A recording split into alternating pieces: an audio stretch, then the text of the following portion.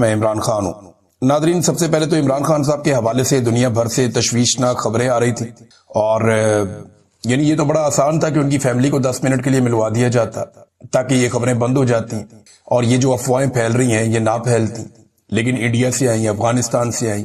اس کے بعد ہم نے دیکھا کہ دنیا میں بہت ساری جگہوں سے لوگوں نے تشویش کا اظہار کرنا شروع کر دیا۔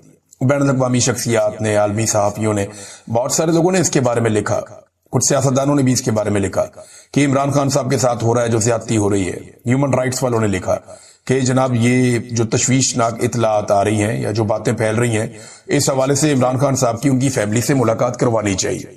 10 منٹ کی، 5 منٹ کی ایک ملاقات کروا دیتے، فیملی باہر آ کر بتا دیتی تو معاملہ ٹھیک ہو جاتا، لیکن یہ ملاقات نہیں کروائی گئی، اور اس کا ریزن میں آپ کو ایک مرتبہ نہیں کئی مرتبہ بتا چکا ہوں۔ میں آپ کو کئی مرتبہ یہ بات بتا چکا ہوں کہ عاصم منیر صاحب کے کمفرٹ زون میں جانے سے پہلے ملاقاتیں نہیں ہوں گی، اور وہ نہیں چاہتے کہ کوئی رکاوٹ پیدا ہو، کوئی احتجاج شروع ہو، کوئی سخت سٹیٹمنٹ آئے یا کوئی کباب کی ہڈی بنے، تو وہ اپنی ایکسٹینشن، اپنا استثناء، ان سارے معاملات کو منطقی انجام پر پہنچا کے اور جو کچھ ایکٹیویٹیز انہوں نے کرنی ہے اس کے بعد پھر وہ ملاقات کی اجازت دے دیں گے۔ اب کیونکہ بہت ساری جگہوں پہ اس قسم کی خبریں چل گئی تھی تو حکومت نے یہ سٹیٹمنٹ دیا نہیں عمران خان صاحب ٹھیک ہے، بلکہ اڈیالہ جیل کے باہر موجود کچھ صحافیوں نے دعویٰ کیا کہ باقاعدہ پاکستان تحریک انصاف کے بندے کو بلا کے یہ بتایا گیا اور حلفاً یہ کہا گیا کہ نہیں عمران خان صاحب ٹھیک ہے، اور دوبارہ جب آئیں گے تو ملاقات کروا دی جائے گی منگل والے دن تک جو ہے وہ یہ سینیریو ختم ہو جائے گا۔ ہو سکتا ہے کہ یہ دسمبر کے شروع ہوتے ہی عمران خان صاحب کی ملاقات کروا دی جائے، ان کی فیملی کے ساتھ معاملات جو ہیں ان کو نارملائز کیا جائے، ان کے کیس کو تو اٹھا کر 20 دسمبر کی تاریخ تک لے جایا گیا ہے۔ چلے اس کے اوپر ہم بات کرتے ہیں، لیکن اڈیالہ کے باہر ایک دھرنا چل رہا تھا سہیل آفریدی کا، لگ بھگ 50 کے قریب لوگ تھے، ان کے ساتھ میڈیا کے لوگ زیادہ تھے، ان کے اپنے لوگ کم تھے۔ سہیل آفریدی 8ویں دفعہ جیل میں عمران خان صاحب سے ملاقات کرنے کے لیے پہنچے، اور بڑی شرافت کے ساتھ 8ویں مرتبہ وہ گئے۔ انہوں نے وہاں پر جا کر دوبارہ کہا جی میری ملاقات کروائیں، اور جیل انتظامیہ نے ملاقات کروانے سے انکار کر دیا۔ وہ وہیں پر دھرنا دے کر بیٹھ گئے اپنے ساتھیوں کے ہمراہ، اور پھر وہ ساری رات وہاں پہ بیٹھے رہے۔ اب جب میں یہ ویڈیو ریکارڈ کر رہا ہوں یہ صبح کا وقت ہے، اور ابھی تک وہ وہیں بیٹھے ہوئے ہیں۔ اس کے بعد یہ بتایا جا رہا ہے کہ یہاں سے سہیل آفریدی صاحب اٹھیں گے اور چلے جائیں گے اسلام آباد ہائی کورٹ۔ یہ جو دھرنا تھا اس کے اندر ایک تو لوگوں کی تعداد بہت کم تھی، بہت ہی کم تھی۔ اگر تو دھرنا کرنا تھا تو 2-4 ہزار بندہ ساتھ ہونا چاہیے تھا وزیر اعلیٰ کے۔ تھوڑے دن پہلے جب عمران خان صاحب کی بہنیں بیٹھی تھیں تو اس سے زیادہ بڑی تعداد میں لوگ ان کے ساتھ بیٹھے ہوئے تھے یہاں پہ، تو ایک وزیر اعلیٰ کے ساتھ جو ہے وہ شاعر نشان قسم کا ہونا چاہیے تھا۔ سینکڑوں لوگ کم سے کم ہوتے، یا 2-4 ہزار بندہ ہوتا جو ان کے ساتھ بیٹھتا وہاں پہ دھرنے میں، لیکن یہ 50 کے قریب لوگ تھے، اور میڈیا والوں کو آپ سب کو ساتھ ملا لیں تو یہ 70-80 لوگوں کا ایک جمگٹا تھا جو وہاں پہ بیٹھا ہوا تھا، اور ڈپٹی سپرنٹینڈنٹ آف جیل کے لیول کا بندہ ان کو ڈیل کر رہا تھا۔ کوئی سینئر لیول پہ ان لوگوں کو ڈیل بھی نہیں کیا گیا، تو یہ بڑی عجیب و غریب صورتحال میں نے دیکھی اڈیالہ جیل کے باہر۔ دیکھیں میں آپ کو ایک بات بتاتا ہوں کہ تھوڑی تلخ بات ہوگی، آپ کو ہو سکتا ہے بری لگے، لیکن جو بات ٹھیک ہے وہ ٹھیک ہے۔ مومنٹم جو بننا چاہیے تھا عمران خان صاحب کو جیل سے باہر لانے کے لیے وہ ابھی تک نہیں بنا۔ وزیر اعلیٰ تبدیل کرنے کے باوجود نہیں بنا۔ کچھ ایکٹیویٹیز سہیل آفریدی نے کی ہیں، لیکن وہ ایکٹیویٹیز ابھی تک اسی طرح جیسے نارمل پولیٹیکل ایکٹیویٹیز ہوتی ہیں، آؤٹ آف دا باکس جا کے کچھ بہت لمبے لمبے چکے مارنا یا نکل کے اپنی کریز سے باہر کھیلنا، اس طرح کا کوئی کام ابھی تک سہیل آفریدی نے نہیں کہا۔ وہ انتہائی محتاط ہیں۔ عمران خان صاحب نے اپنے پرانے کھلاڑیوں پر عدم اعتماد کر کے ایک نئے کھلاڑی کو میدان میں اتارا تھا، تو عمران خان صاحب یہ چاہ رہے تھے نا نیا خون آئے گا، نئے لوگ آئیں گے، نوجوانوں کو متحرک کیا جائے گا اور تحریک کے اندر جان پڑ جائے گی۔ لیکن کیا کچھ نئی چیزیں ہوئی تو ابھی تک ہمیں گراؤنڈ کے اوپر وہ دکھائی نہیں دے رہے۔ یعنی کالجز میں جا کے اسٹوڈنٹ سے ملاقاتیں کرنا، یا کوئی کنونشن کر لینا، یا کوئی پروگرامز کر لینا، یہ سارے وہ کام ہیں جو ایک وزیر بھی کر سکتا تھا۔ یہ وزیر اعلیٰ بننے سے پہلے بھی سہیل آفریدی صاحب یہ سارے کام کر سکتے تھے، تو انہیں عمران خان صاحب کی توقعات پہ پورا اترنے کے لیے تھوڑا سا زیادہ ایفرٹ کرنا تھی۔ لیکن عاصم منیر صاحب کا جو ایسا ٹائم تھا، جو ان کا نازک ٹائم تھا، وہ اب نکل گیا۔ نومبر کا مہینہ نکل گیا، وہ نازک وقت اب گزر گیا۔ میرے خیال میں اگلے ہفتے ملاقات کروا دی جائے گی، اور اگر زور زیادہ لگایا گیا تو ہو سکتا ہے جلدی کروا دی جائے، یا ایک آدھے ہفتے کے اندر، 2 ہفتے کے اندر عمران خان صاحب کی ملاقاتیں کمفرٹ لیول ملتے ہی وہ کھول دی جائے گی۔ سہیل آفریدی صاحب کیا کر رہے ہیں اس بیچ میں؟ اب وہ اپنی سینئر قیادت کی جانب دیکھ رہے ہیں. یعنی کئی جگہ پہ جب بات چیت بھی ہوئی تو انہوں نے کہا جی میں لیڈ نہیں کروں گا، لیڈ کرے گی پارٹی کی سینئر قیادت، اور اس کا اعلان بھی احتجاج کا پارٹی کی سینئر قیادت کرے گی. وہ سلمان اکرم راجہ صاحب کی طرف دیکھ رہے ہیں، وہ بیرسٹر گور کی طرف دیکھ رہے ہیں. دیکھیں اگر عمران خان صاحب نے سہیل آفریدی کو لانے کا فیصلہ کیا تو وہ اس بنیاد پہ کیا تھا نا کہ اس سے پہلے جو لوگ یہ کام کر رہے تھے، عمران خان صاحب کو لگا کہ سہیل آفریدی جب نیا آدمی آئے گا، نوجوان آئے گا، تو وہ ڈیفرنٹ طریقے سے کام کرے گا. اب 8 مرتبہ وہ اڈیالہ جیل گئے ہیں، میرے خیال میں حجت تمام ہو چکی ہے. حجت تو میرے خیال 5ویں دفعہ جانے پہ ہی تمام ہو چکی تھی، لیکن وہ 8 مرتبہ گئے. اور کم سے کم عاصم منیر صاحب کا وہ وقت جب وہ تھوڑا سا نازک وقت سے گزر رہے تھے، ان کی ایکسٹینشن اور استصلاح کا معاملہ پھنسا ہوا تھا، وہ وقت تو چلے نکل گیا. یہ عاصم منیر صاحب کے لیے تو چلے ایک چیز جو ہے وہ پازیٹیو ہو گئی. اب سینئر قیادت کی طرف دیکھ رہے ہیں سہیل آفریدی صاحب، یا وہ انتظار کر رہے ہیں کہ ان کی عمران خان صاحب سے ملاقات ہو جائے اور وہاں سے انہیں کوئی لایا عمل مل جائے. ایسا دکھائی دیتا ہے کہ انہوں نے کمانڈ ابھی تک اپنے ہاتھ میں لی نہیں ہے. سہیل آفریدی صاحب کو کمانڈ اپنے ہاتھ میں لینی پڑے گی، کیونکہ عمران خان صاحب نے انہیں وزارت اعلیٰ نہیں دی. عمران خان صاحب نے انہیں احتجاجی سیاست کی کمانڈ دی ہے. میں آپ کو ایک چیز کلیئر کر دیتا ہوں، جن لوگوں کو یہ لگتا ہے کہ عمران خان صاحب نے کوئی مذاکرات کا یا کوئی اس طرح کی چیزیں کرنے کے لیے سہیل آفریدی کو لائے، نہیں. عمران خان صاحب گورننس کے لیے سہیل آفریدی کو لائے، نہیں. گورننس تو کوئی بھی وزیر اعلیٰ ہوگا وہ عمران خان کے ویژن کے مطابق چلائے گا. عمران خان یہ اپنے منہ سے کہہ چکے ہیں، اور ایک دفعہ نہیں کئی مرتبہ کہہ چکے ہیں کہ فیصلہ سڑکوں پر ہوگا. وہ یہ کہہ چکے ہیں کہ قوم تیاری پکڑے، میں کال دینے والا ہوں. تو عمران خان صاحب یہ جانتے ہیں کہ بغیر عوامی دباؤ بڑھائے یا کوئی بڑی احتجاجی تحریک چلائے بغیر عمران خان صاحب باہر نہیں آ سکتے. اور اس بڑی احتجاجی تحریک کے لیے وہ نوجوانوں کو آگے لے کر آئے اس صوبے میں جس صوبے میں ان کی حکومت ہے. اب وہاں پہ نوجوانوں کا راج ہے، لیکن نوجوانوں کے ساتھ جو ایک انگیجمنٹ صوبے کے اندر بڑے پیمانے پہ ہو سکتی تھی وہ ابھی تک شروع نہیں ہوئی. ہو سکتا ہے آنے والے وقت میں ہو جائے. ہو سکتا ہے سہیل آفریدی صاحب کی جب عمران خان صاحب سے ملاقات ہو تو اس کے بعد وہ بہت تیزی سے وہ چیزیں کریں جو وہ ابھی تک نہیں کر رہے. لیکن ابھی تک اگر ہم دیکھیں تو صحافیوں سے ملاقاتیں ہوئی ہیں، یا انہوں نے کچھ سیمینارز کے اندر گئے ہیں، یا کچھ پروگرامز ایسے پاکستان تحریک انصاف کے تھے جن میں انہوں نے شرکت کی ہے، کچھ جلسے انہوں نے کیے ہیں. لیکن یہ ساری چیزیں بہت سلو مومنٹم کو گین کر رہی ہیں. انہیں آؤٹ آف دا باکس جانا پڑے گا، دیکھتے ہیں کیا ہوتا ہے. مجھے ایسا لگتا ہے کہ عمران خان صاحب کی جو ہے وہ ملاقات کروا دی جائے گی. عمران خان صاحب نے ایک سٹیٹمنٹ پہلے ہی دے رکھا ہے، یہ سٹیٹمنٹ میں آپ کے سامنے دہرا دیتا ہوں. عمران خان صاحب نے کہا تھا کہ اگر مجھے جیل میں کچھ ہوا تو ذمہ دار عاصم منیر ہوگا، اگر میری بیوی کو جیل میں کچھ ہوا تو ذمہ دار عاصم منیر ہوگا. یہ عمران خان صاحب نے بار بار سٹیٹمنٹ دیا ہے، اور پاکستان تحریک انصاف کے لوگ یہ والا سٹیٹمنٹ بار بار پبلک کر رہے ہیں اور بتا رہے ہیں کہ جناب یہ عمران خان صاحب کہہ چکے ہیں، لہذا اگر ان کی صحت کو کچھ ہوتا ہے، کوئی پرابلم ہوتا ہے. 845 دن ہو گئے عمران خان صاحب کو جیل کے اندر بیٹھے ہوئے. 845 دن کم ٹائم نہیں ہوتا، بڑے لمبے عرصے سے عمران خان صاحب جیل کے اندر بند ہے. اب ناظرین جب یہ بہت زیادہ خبر چلی تو حکومت نے ایک تو خود سے اس کے اوپر ڈینائی کیا کہ نہیں عمران خان صاحب کی صحت ٹھیک ہے، کوئی پرابلم نہیں ہے.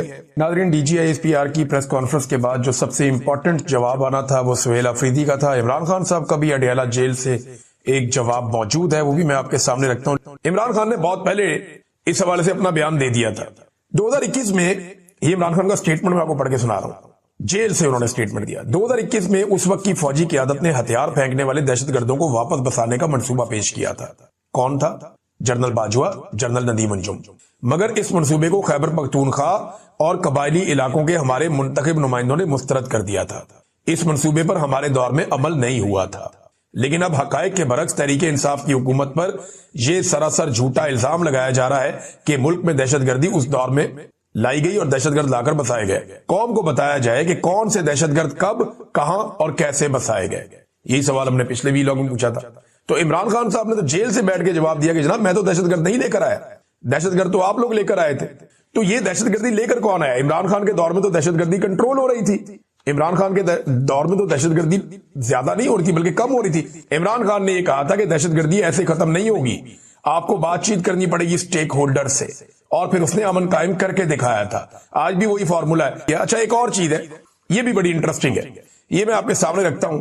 اس میں یہ کہا جا رہا تھا کہ عمران خان نے کہا تھا کہ آرمی چیف قوم کا باپ ہے. تو میں ابھی بتاتا ہوں کہ عمران خان نے کبھی بھی یہ نہیں کہا کہ آرمی چیف قوم کا باپ ہوتا ہے. یہ کبھی نہیں کہا عمران خان نے. ہاں عمران خان نے یہ ضرور کہا تھا کہ قوم کا باپ کون ہوتا ہے. عمران خان نے بتایا تھا، ابھی میں آپ کو بتاتا ہوں. کہ قوم کا باپ کون ہوتا ہے، یہ اسٹیٹمنٹ ہے. وزیر اعظم ملک کے باپ کی طرح ہوتا ہے، ملک کا باپ نہیں ہوتا. عمران خان نے کہا تھا کہ وزیر اعظم ملک کے باپ کی طرح ہوتا ہے، قوم بچوں کی طرح ہوتی ہے.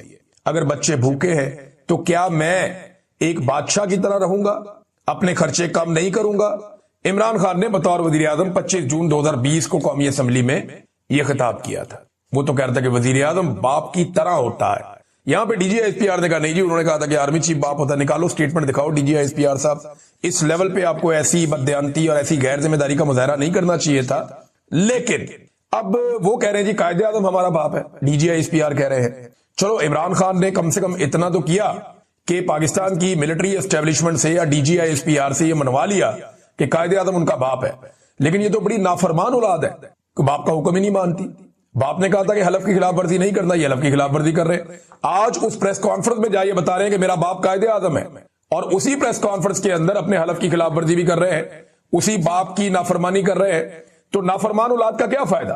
قائد اعظم نے نہیں کہا تھا کہ پالیسی آپ نہیں بنائیں گے، آپ پالیسیاں بنا رہے ہیں. قائد اعظم نے منع کیا تھا کہ آپ کا سیاست میں اور انتظامی امور میں کوئی تعلق نہیں ہے، آپ انتظامیہ میں بھی مداخلت کرتے ہیں، آپ سیاست دن رات کر رہے ہیں. پوری کی پوری آپ کی پریس کانفرنس جو ہے وہ سیاست کے اوپر مبنی تھی. ٹکا کے آپ نے یہاں پہ سیاست کی ہے. تو ناظرین یہ ساری چیزیں اگر آپ جمع مائنس کریں نا تو اس میں D G I S P R نے تو باڈی لینگویج دیکھیں نا آپ، یہ کوئی فوجی کا جیسٹر تو نہیں ہے نا آپ وہاں پروفیشنل بات کر رہے ہیں، نہ آپ کی باڈی لینگویج پروفیشنل ہے.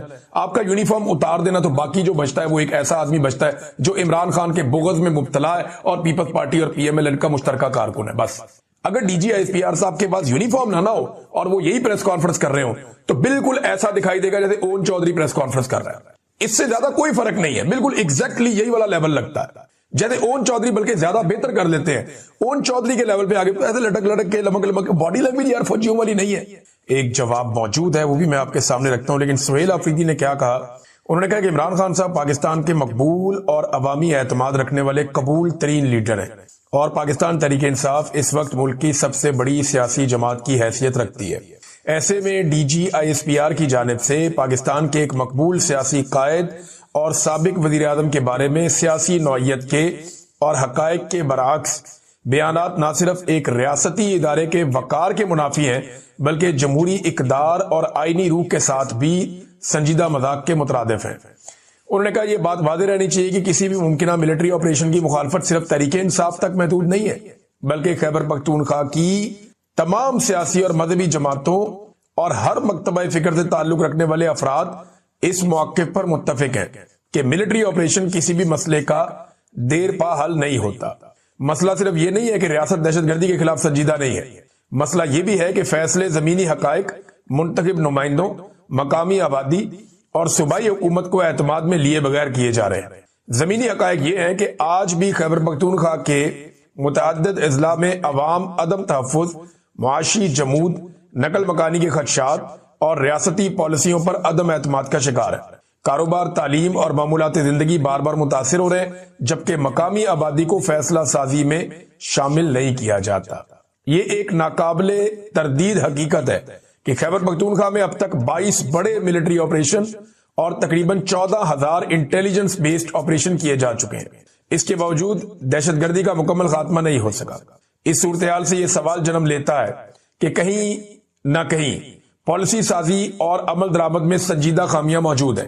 ایسے میں بند کمروں میں بیٹھ کر غیر مؤثر پالیسیوں پر اصرار کرنے کے بجائے ایک واضح پالیسی شفٹ ناگزیر ہو چکی ہے، کیونکہ ان ناکام حکمت عملیوں پر قوم کے وسائل بے تحاشا خرچ ہو رہے ہیں اور عوام کی جان و مال کا تحفظ مسلسل خطرے میں.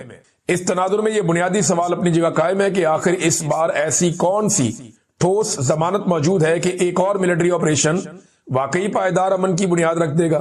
اگر ماضی کی حکمت عملی بھاری جانی نقصانات اور بے پناہ وسائل کے استعمال کے باوجود مطلوبہ نتائج نہ دے سکے تو عوام اور ان کے منتخب نمائندوں کو یہ اعتماد کیسے دلایا جا رہا ہے کہ وہی طریقہ کار اس بار مختلف نتائج پیدا کرے گا؟ یعنی پہلے ہم نے آپریشن کیے وہ کامیاب نہیں ہوئے، 22 دفعہ کیے، 22 دفعہ ناکامی ہوئی، تو اس دفعہ کامیاب ہو جائیں گے، اس کی گارنٹی کیا ہے؟ پہلے اس پہ بیٹھ کے بات کر لیں. آپ ہر دفعہ آپریشن کرتے ہیں اور یہ کہتے ہیں کہ اس دفعہ ہم دہشت گردی کو جڑ سے اکھاڑ پھینکیں گے. پچھلے 25 سال سے آپریشن پہ آپریشن چل رہا ہے پاکستان میں اور 14,000 آپریشن ہو گئے ہیں، 22 بڑے آپریشن ہو گئے ہیں اور ابھی بھی امن نہیں آیا. جب ابھی تک امن نہیں آیا تو بیٹھو بات کرو، کوئی اور طریقہ دیکھ لیتے ہیں، یہ وہ کہہ رہے ہیں۔ پالیسی سازی میں شفافیت، واضح اہداف اور قابل پیمائش نتائج کے بغیر کسی بھی نئے اقدام سے امن کے بجائے مزید غیر یقینی صورتحال جنم لینے کا خدشہ ہے۔ وہ صوبہ جس نے دہشت گردی کے خلاف جنگ میں تقریباً 80,000 قیمتی جانوں کی قربانی دی، اس کے عوام اور ان کے جمہوری مینڈیٹ کو دہشت گردی سے جوڑنا نہایت افسوسناک اور تکلیف دہ عمل ہے۔ ایک ریاستی ادارے کے نمائندے کا اس طرح کی منفی سوچ نہ صرف قومی یکجہتی کو نقصان پہنچاتی ہے بلکہ میرے عظیم ملک پاکستان کے استحکام کے لیے بھی نقصان دہ ثابت ہو سکتی ہے۔ یہ بھی ایک تلخ حقیقت ہے کہ بارہا خبردار کرنے کے باوجود خیبر پختونخوا میں دہشت گردی کو دوبارہ داخل ہونے دیا گیا اور خود ساختہ بیانیوں کے ذریعے اس کے پھیلاؤ میں اضافہ ہوا۔ 2 دہائیوں پر محیط مسلسل قربانیوں کے باوجود ایک صوبے کے عوام کو بے مقصد اور غیر سنجیدہ پریس کانفرنسوں کے ذریعے مورد الزام ٹھہرانا ہمارے شہداء اور ان کے لواحقین کی قربانیوں کی صریح توہین ہے، جو کسی صورت قابل قبول نہیں ہے۔ پاکستان تحریک انصاف نے بھی اس جنگ میں بھاری قیمت ادا کی ہے۔ پارٹی کے عہدیداران، منتخب نمائندگان اور وزراء دہشت گردی کا نشانہ بنے ہیں۔